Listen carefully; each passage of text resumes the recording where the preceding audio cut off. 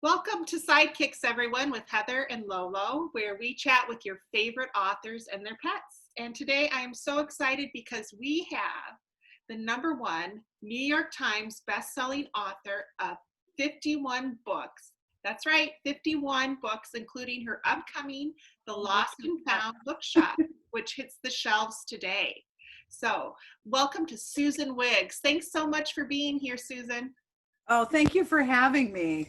I think I mentioned earlier, you're like the first real person that I've spoken to all day. So this is kind of a treat. Yeah, same. So it's really good to be able to chat with you and catch up. We've met briefly in the past, but through some publishing things, but never have really had a chance to sit down and chat. So this is really nice. You're right. And I love your books so much. They are so involving and they're so much darker than you are as a person. And it's just a pleasure to talk to you. Well, And yep, my fellow detainees are. yes, let's meet them. I will. Let's see. Go here, and I hear Lenny. Okay, here we go. Come here, Lenny. Come here. There's Lenny. Aww. He is a rescued Chihuahua, and he's taking us out to say hi to Barkus. And he is a very, very elderly Doberman. Okay. And this is probably Barkus's last summer with us because he does have cancer, and you know what happens when dogs have cancer. But he has been with me through thick and thin, and so, yep. So there's Barkus. Lenny's kind of doing his own thing. So guard dogs like Dobies are very needy. Okay. And he kind of has the body type like Lola. Yeah. I've never had a Doberman. Are they very protective of you? He's very bonded to me. So wherever I am, there's Barkus. Aw, yeah, he's enjoying the sunshine because he's old. Yeah. So anyway, those are my crew. And they, as you know, as a writer, sorry. That's okay. Yeah. As you know, as a writer, you have to, surround yourselves with yourself with the things that enhance your creativity. And for me, that's a couple of dogs. Yes, I agree. I don't think I could be as focused as I am if I didn't have Lolo, because she gets me out and going during the day when I need a little break, and just helps me clear my head when we go for our walks. So, and she's a lap dog. Oh, she heard walk. Yeah, sorry. Oh, she's great. She's a lap dog. How did Barkus and Lenny, how did they get their names? I can imagine for Barkus. Because those are literary names. Oh. So when I was a teenager, which was a million years ago, when I was a teenager, I read David Copperfield. And there was a very memorable character. He was a cart driver. His name's Barkus. And he was so bashful. He was in love with Peggotty, the pie maker. And he wanted to propose, but he was too bashful. So he told David Copperfield, he said, go tell Peggotty that Barkus is willing. And that was like his one line in the whole novel. And I thought, Barkus is a great name for a certain dog. And if I ever have the right dog, I will name him Barkus. And along came this Doberman and it just seemed to fit. And then Lenny came along later. One of the things that I thought about and was wrong about is I thought that Barkus needed a companion because he was my shadow. He was like stalking me everywhere. I thought, I don't know the dog and have a playmate, but it turns out they can't stand each other. Oh no. Yeah, but I went to a rescue fair and I remember I said, I don't want a small dog and I don't want a puppy because puppies are too much work and small dogs, I don't understand them. And so at this rescue fair, I tried Barkus out because you're supposed to bring your dog with you, if you're going to combine it with a new dog. And every dog that I introduced him to just like wet themselves when they saw him because he was very imposing in his day. And so there was this one tiny puppy, Chihuahua puppy, fit in the palm of my hand. And he had been born in captivity, at the shelter. And and he went up and got in Barkis's face and held his own. And so I said, well, that's the one. And so I named him Lenny because one of the things that I did, I bet every reader has a story like this. I read of Mice and Men, and I was just destroyed by the ending of it. It was like, Yes. no.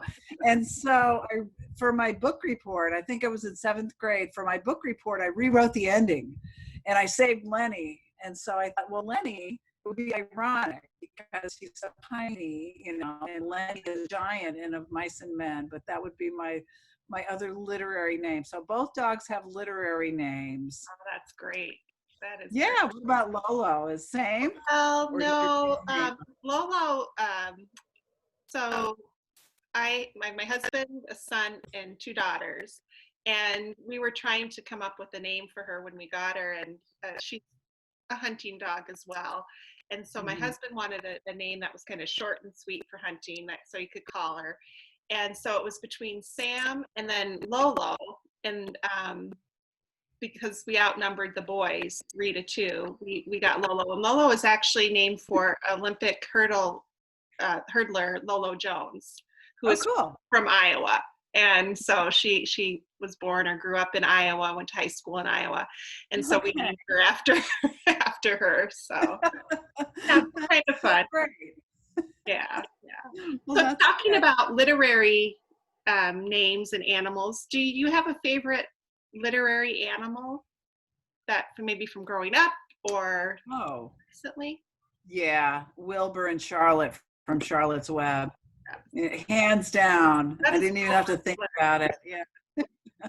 Yeah, I think 3/4 of the authors I've talked to have mentioned that, and I think we've all read that when we were young, and it was ingested it. Oh my God. Yeah.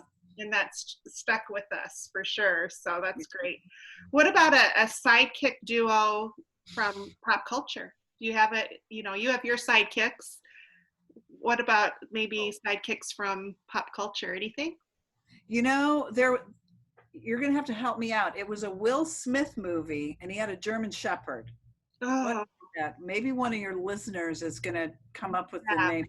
It was based on a novel, and it was kind of a futuristic sci-fi like type. He was the last man on Earth, and it was him and his dog, or not sure, but it reminded me of an old movie called A Boy and His Dog, and it was another futuristic movie. And I always like it when the dog has a purpose that's very dog-like, not where he's talking to the guy, but where, there's another one. One of my favorite authors is Jodi Picoult.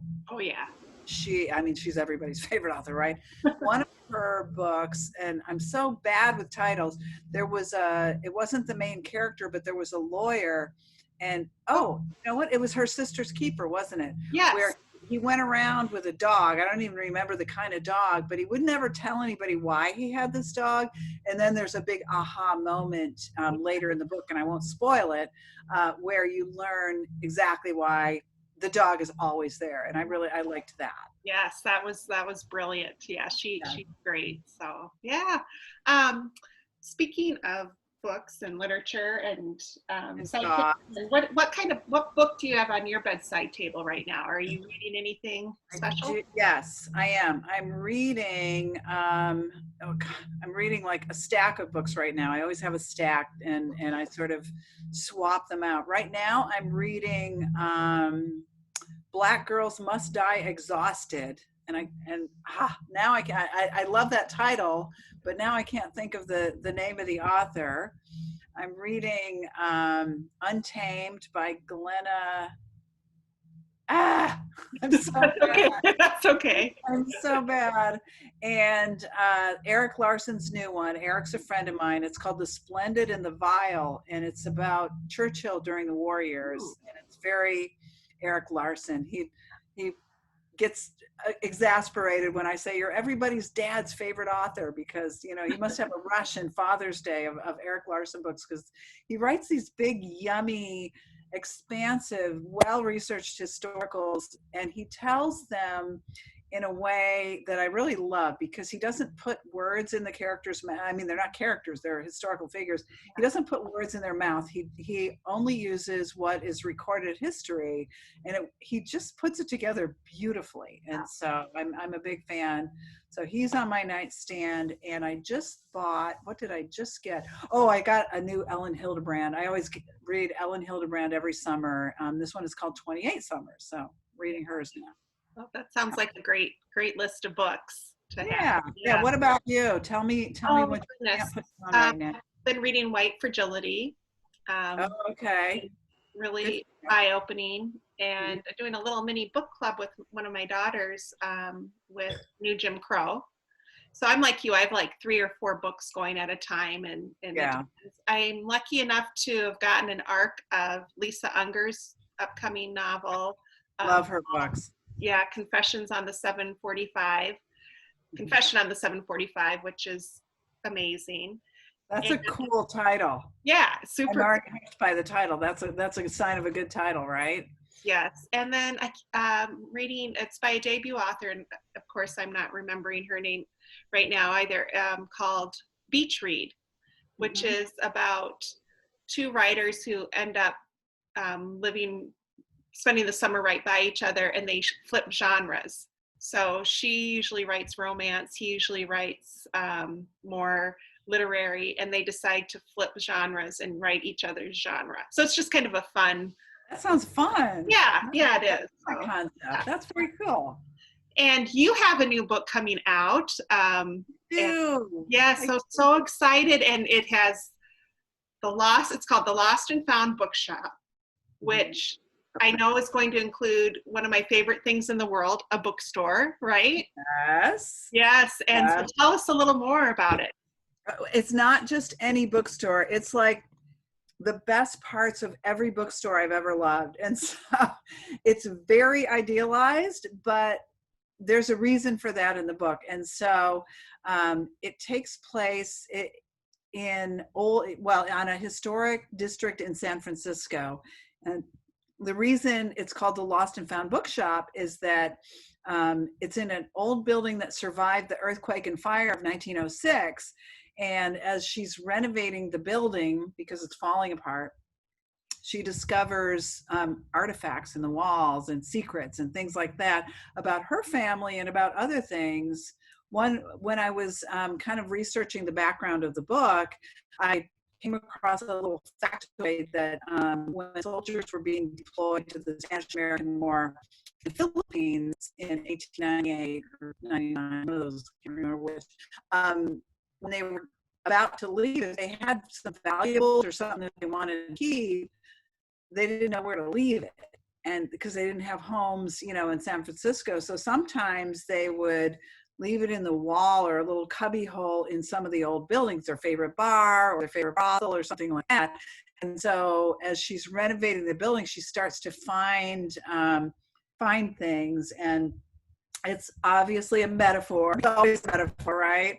For her kind of finding her lane, because most fiction that I really, really love to write and to read has a character at a moment of very big change in her life, whether it's foisted upon her or she chooses a new path or something like that. And so Natalie Harper, named after my publisher, HarperCollins, is she has this big tragic event in the very beginning and finds herself in charge of not only a bookstore, but her very beloved and elderly granddad who has dementia.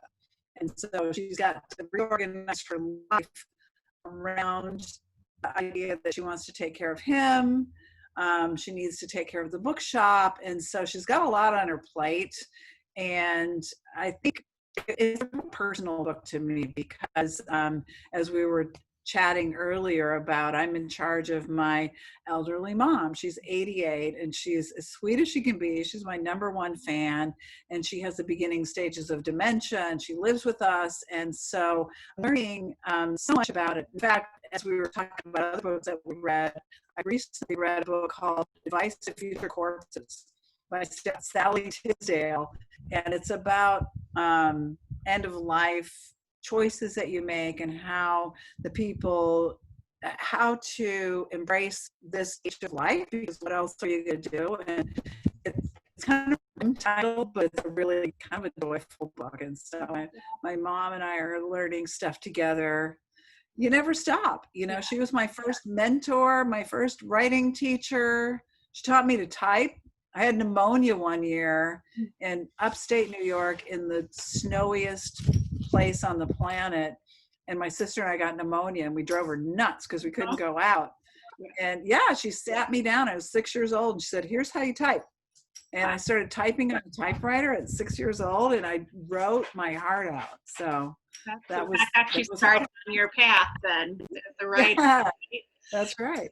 And I'm so excited to read the book, The Lost and Found Bookshop, because I think so many of us will be able to relate to so many different themes and ideas, and that whole role reversal that comes with aging family members. And so I think that will resonate with so many of us. So I hope so. One of the things that the internet does for us, it does a lot of things to us that are undesirable, but one thing it does for us is it makes us accessible to readers. And I love getting their feedback, good, bad, different, critical, whatever. When a book comes out, it's not your book anymore. Right. Because everybody reads a different book. And that's a concept that I try to bring in to my fictional in Lost Found Bookshop, is that you could be the catalyst to changing somebody's life with a book, or opening somebody's world with a book. And so I try to embody that when my book goes out into the world. It's like, it's not my book anymore. Somebody else is going to read it, and they read a totally different book. And if you're in a book club, you learn that, everybody reads the same book, and they come back and we talk about it. And it's like, did you read the same book I did? So I'm excited for people to read that. And I have a really, really cool editor at William Morrow Books. Her name's Rachel Cahan, and she writes the best reading group guides. Oh my God, she writes really good ones. Nice. Yeah, that makes a big difference too. And just the thought of, people talking about your book and, engaging in those conversations, it's just so exciting. And it just, to see how your work touches other people's lives. That's great. That's wonderful. I learned to be really chill about it. I used to be very neurotic about it, but when I finally realized that everybody reads a different book, reading is a creative act. And so they bring themselves and all that to your work, and it's kind of a dynamic thing, and I like that about it. Yeah, that's great. Yeah. So if Barkus and Lenny could describe you in a phrase or two or three words, what might they say? Oh my God, they would say, "She who must be obeyed." I took Barkus to formal kindergarten, like puppy kindergarten, and learned all of the techniques and everything. But what I learned is, if you need to impose yourself on a dog, you need to, set yourself up as she who must be obeyed. And so both of them are like that. And it's enormously helpful, because now I can snap my fingers and one is blind and one is deaf. He went blind overnight, the little one, for no reason that anybody knows. I mean, he had like a brain fart, and he literally is blind, but he does fine. And Barkus is old, so he's deaf. So between the two of them, I have a whole dog. But they definitely give me their love and their respect, which is like more than we get from our kids sometimes, right? Exactly. Although Lobo sometimes gets pretty stubborn. So yeah. Thank you so much for being here today. Oh my God, this was so much fun. And it's always so much fun to connect with fellow writers, and I know readers love to get to know their favorite authors even more. And so thank you so much for sharing with us. Cheers to all of you. I'm drinking a beautiful Sauvignon Blanc. My niece, the sommelier, would fuss at me because I can't remember anything, but it's yummy and it's summer and it's all good. So happy reading to you. Heather, thank you again. Thank you.